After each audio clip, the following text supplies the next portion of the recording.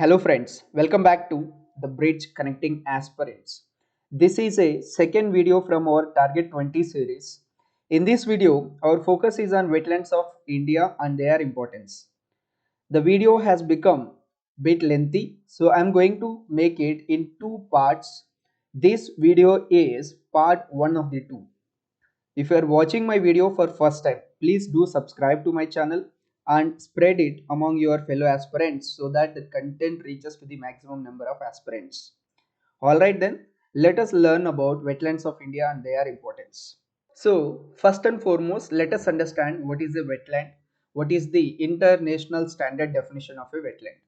According to the Convention on Wetlands of International Importance, Article 1.1, it defines wetland in this manner. Wetlands are areas of marsh, fen, peatland or water, whether natural or artificial, permanent or temporary, with water that is static or flowing, fresh, brackish or salt, including areas of marine water, the depth of which at low tide does not exceed 6 meters. I know the definition is little bit fuzzy and a bit difficult to understand. So you don't have to remember this definition. The definition is little bit broader to include all types of wet, fen, marshy and peaty lands into the definition of wetlands. Clear? So for our understanding, there is a simpler definition which says that the wetlands are those areas which are inundated, matlab डूबा हुआ, are saturated by surface or groundwater at a frequency and duration sufficient to support vegetation adapted to these conditions. What does it mean? It means there must be stagnant or flowing water at the surface or even the groundwater which is saturated to the top, and the frequency of such event in such a manner that it has to support vegetation which is adapted to the marshy conditions. So if any land of significant area satisfying this criteria, we generally call it as a wetland. Now, if it is so, what is the importance of wetland? Why so much of significance has been given to these wetlands? Let us see that. So the importance of wetlands. So first one is it ensures ecological balance and it is rich in biodiversity. Because of this vegetation, so also remember these peaty soils, they are partially decomposed soils where there is lot of carbon dioxide sink. So your wetlands will also sink most of the carbon dioxide directly from the environment, so they are also helping in reducing the greenhouse emissions. So ecological balance and biodiversity, because of this vegetation huge number of species directly or indirectly they are depending on these wetlands. Smaller fishes, it is a breeding grounds for smaller fishes, and based on this so many migratory birds and species are there. Clear?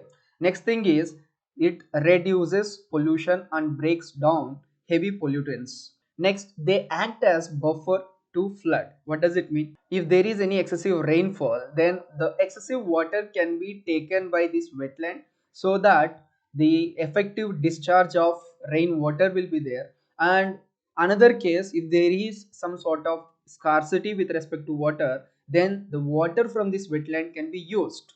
So in both sides it acts as a buffer by providing the water and by taking away the water as well. Clear? So it reduces the vulnerability to floods. Remember the Chennai urban floods. So when they got highlighted around in 2016, the committee said that one of the reasons for these urban floods is the encroachment into wetlands around in around of Chennai and the coastal areas. Clear? So please remember it. It is very important to regulate the floods. And second thing is they are source of water, both drinking water and water for irrigation as well. So irrigation means there is economic activity and they produce food.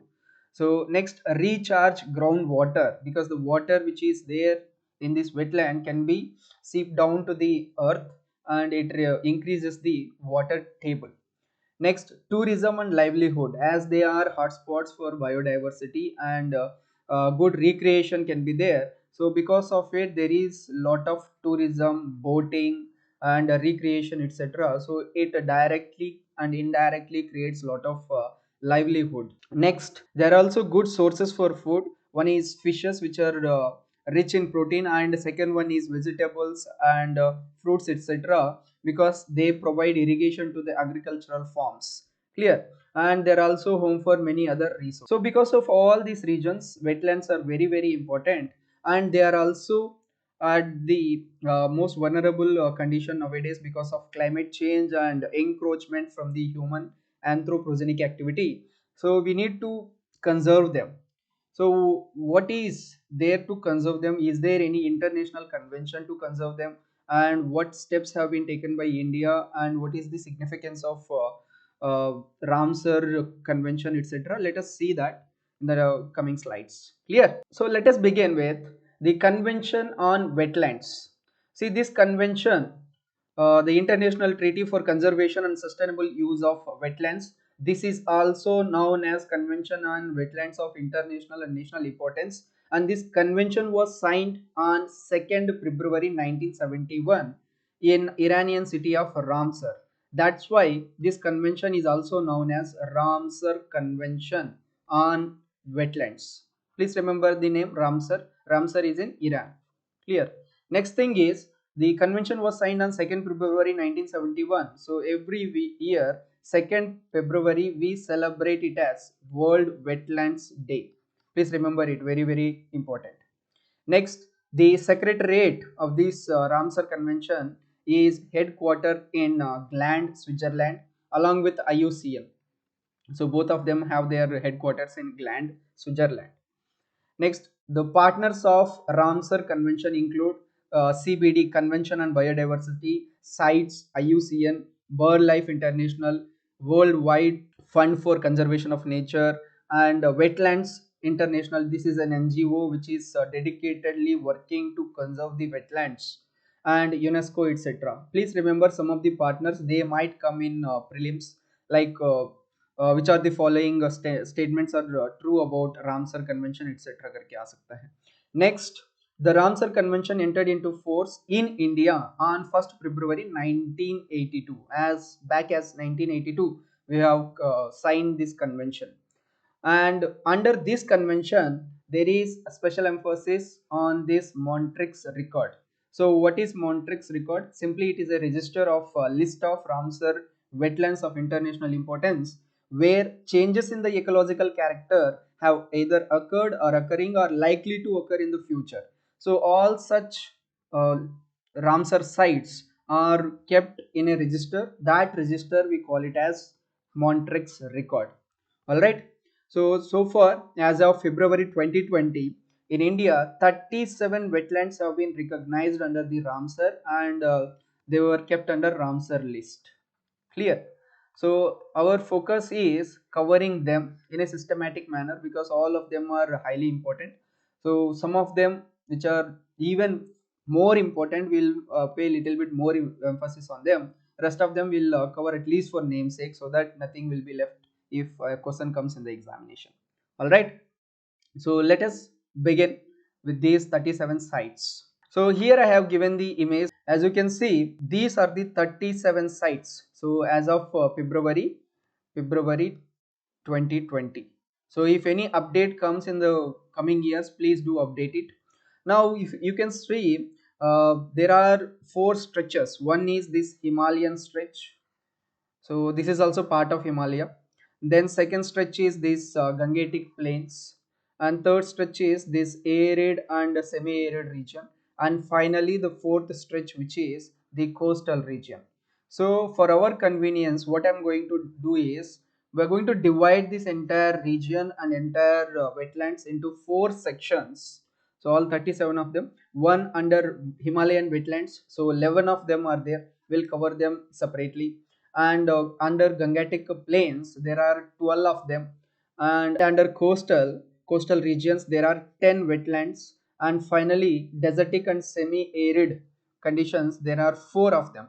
So in this video, this is a part 1, we are going to cover the coastal ones and desertic and semi arid ones. Remaining Himalayan and Gangetic plains we will cover in part 2. because part 1 also includes introduction about the wetlands and Ramsar convention, so it has taken little bit more time.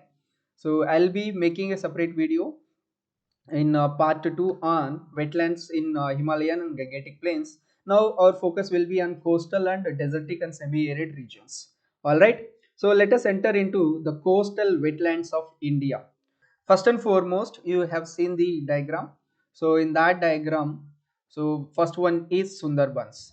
Sundarbans, in the last video we have covered under bioreserves as well. There I have given little bit of information with respect to bioreserve of Sundarban. Now Sundarban is also a wetland and it is recognized under Ramsar. So the location of Sundarban, so this is how we are going to cover name of the wetland and its location and key facts which are important for prelims of UPSC, and it is also for learning about that wetland. Clear? So what is the location?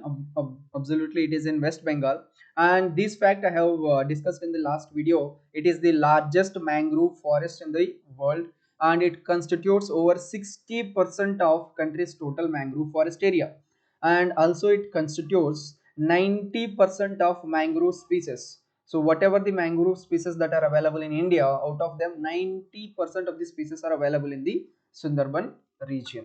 Then the mangrove forests protect hinterland from the storms, cyclones, tidal surges, and seepays and intrusion of salt water into the inland waters. Clear? So this is the importance of mangroves, and the mangroves are sustaining there because of the wetland Sundarban.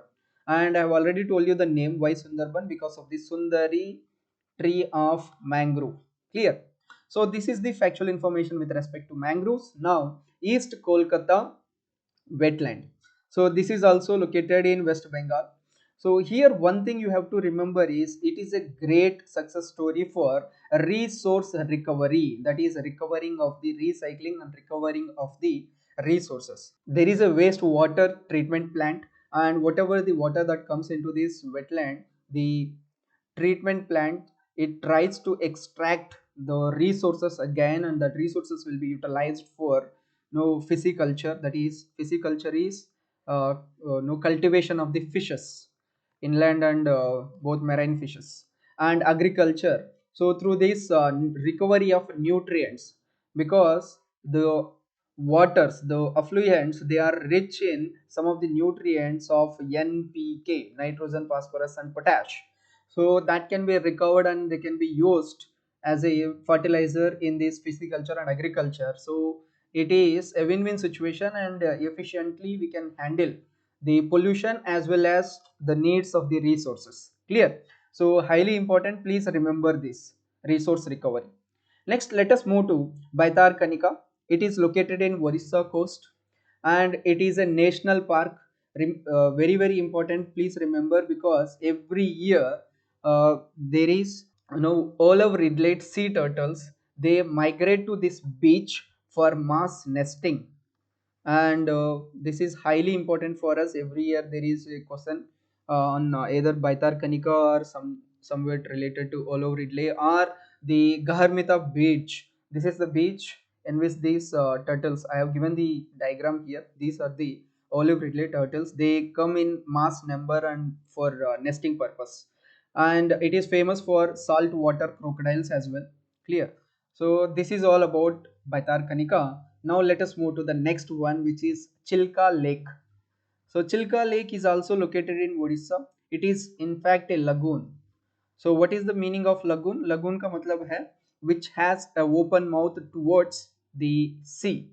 So if you see the Indian map, here is Chilka Lake, and it has a opening mouth opening towards the Bay of Bengal. So the salinity in this lake is partial, that is it is dynamic because of this opening mouth, and it is saltwater lake. In fact, it is this largest saltwater lagoon in Asia and second largest in the entire world. And it also hosts over 160 species of birds, and all of them are of migratory species. And it is the first Ramsar site in India. Please remember this fact. And one more thing is, it is home for Irrawaddy dolphins. Irrawaddy is a river, so this is a river dolphin. So this dolphin can be found in Chilka, and it is one of the endangered species. I have given the diagram here. You can watch the diagram in Google as well. Clear? So this is all the information with respect to Chilka Lake. Now let us move to next one, which is Koleru. So Koleru Lake is in located in Andhra Pradesh. So it is situated in between Krishna and Godavari. So the areas between in Krishna and Godavari it is located, and it itself is a wildlife sanctuary, and it provides habitat for number of resident and migratory species. It includes the declining numbers of vulnerable grey pelican. It is highly important as its population is reducing, and it is in the vulnerable stage, and the government is taking steps to conserve it. Clear? So please remember this. Now let us move to the next one. So far we have covered five. All of them are on the east coast. Next one is Point Calumet. So Point Calumet is located in Tamil Nadu coast. So it is located in the Gulf of Mannar stretch. So yesterday we were saying Gulf of Mannar is one of the bioreserves. So it is located in that region, and the site serves as a breeding ground for many commercially important species. So there is high fishing. Fishiculture is there commercially. That means we can utilize them for growing of economy and providing food. So some 35,000 fishermen and agriculturists suppose their families around the borders of this sanctuary, because it provides both fishes as well as irrigation waters for agriculture. Further, it has some mentioning with respect to the mythological story of Lord Rama in Ramayana. So here I have given the diagram. So it is also important for tourism and pilgrimage. Clear? So please remember it. Next, let us go to Kerala, that is the west coast. So first one is Sastamkotta Lake. However, apart from that, it is home for so many coils. So a coil is a backwater because Kerala has a lot of intrusions from Arabian Ocean. So many brackish waters they are entering into Kerala, and that's why it has a very good waterways. Clear. So let us see Sastamkota. So it is located in Kerala, and it is the largest freshwater lake in Kerala. So in Kerala, not in India. In India, it is Ular Lake. So in Kerala, it is Sastamkota, and river Kallada has a unique replenishing system because this lake provides waters to that river Kallada, and through a bar of paddy fields. So just imagine there is a river and there is a lake. So in between there are bad bars of paddy fields. So where paddy cultivation will be done, and the waters taken from this after cultivating these paddy fields they will be entering into the river, so it will be replenishing the river. So that is why it is important, but nowadays it has been encroached due to discriminated sand and clay mining. So that's why conservation is needed for this wetland. Now let us move to next one, which is Astamudi. It is also located in Kerala.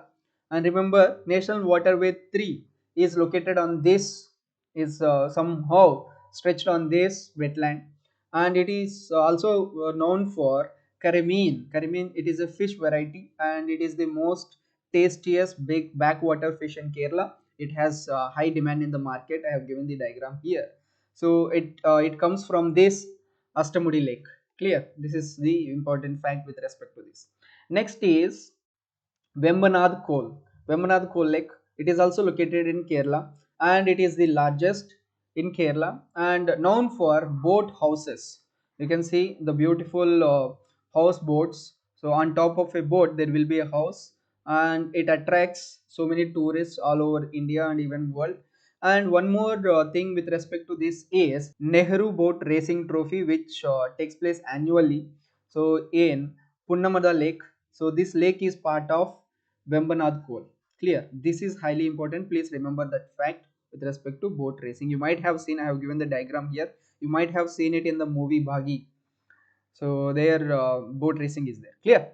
Now, last one in the coastal wetlands is Nandur Mahadeshwar Lake. It is located in Maharashtra. It is a man-made one. It is constructed on the Nandur Mahadeshwar Weir at the confluence of Godavari and Kadwa rivers. So to help for irrigation and drinking water, but after that it has become a thriving wetland. Now conservation measures have been taken to conserve this wetland. So these are the 10 wetlands in the coastal regions. Now let us move to the arid and semi-arid wetlands, so that our discussion in this video will be over. So arid and semi-arid wetlands. Let us begin with first one, which is Sambar Lake. Please remember, it is highly important. Sambar Lake, it is located in Rajasthan, and it is the largest, India's largest inland salt lake. Please remember, if it is not inland, then it will be Chilka. Just now we have seen Chilka is the largest in Asia. Next, the wetland is a key for wintering area because tens of flamingo birds, they migrate to this location. So because of it, the lake has been designated as a Ramsar site. So they migrate from even northern Asia as far as Siberian region. Clear? Then the specialized algae and bacteria growing in this lake, they give striking colors to this lake. So it also attracts tourism because of these striking colors. Apart from that, the salt making industry also provides livelihood to many families. So remember all these facts. Now let us move to the next one, which is Keoladio wetland. So locally it is known as Ghana. So that's why Keoladio Ghana wetland. It is located in Rajasthan.